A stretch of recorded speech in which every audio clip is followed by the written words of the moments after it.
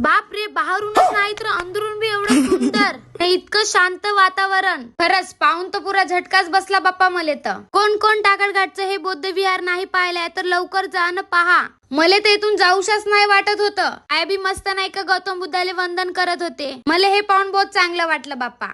इथं बहुत सारे गुलाबाची फुलं ठेवून होते तर त्याच्यातलं एक फुल मीनं घेतला. बाप रे, मीनं एवढा मोठा दरवाजा तर कुठंच पाहिला नाही. आया बी म्हणत होत्या मस्त सुंदर आहे बा म्हणून जाऊशाच नाही वाटत होतं आम्हाले. मग आम्ही समोर निघालो विठ्ठू बाबाचे दर्शन करायसाठी.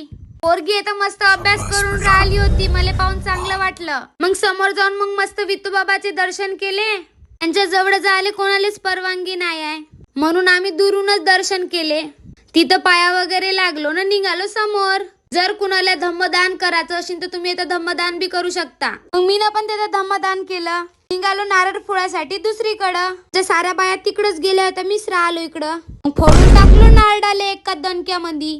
नारळ गेट फोडून निघालो आपल्या घराकडे जायसाठी. मस्त सामानाचं दुकान होतं. बाया म्हणे मस्त सामान आहे म्हणे, चला घेऊ म्हणे. बाया बी मस्त सामान घ्यायसाठी भिडल्या. त्याचं वातावरण एवढं थंड होतं का तिथून निघूशच नाही वाटे. तिकडे पिंपळाचे झाड होते. गाडीमध्ये मस्त गरम होत होतं म्हणून त्याच्यासाठी घेतली स्प्राईट. खरंच सांगू का, नाही सोडून जाऊशा वाटत आहे. माझंही घर इकडंच कुठंतरी असतं तर की बड्या झालं असतं ना. आणि येणार मी अजून कधीतरी. निघालो मग मस्त गाणे म्हणत. ह्या सर्व गोष्टी पाहून आमची एनर्जी डबल झाली होती मस्त म्हणून आम्ही गाणे म्हणत निघालो.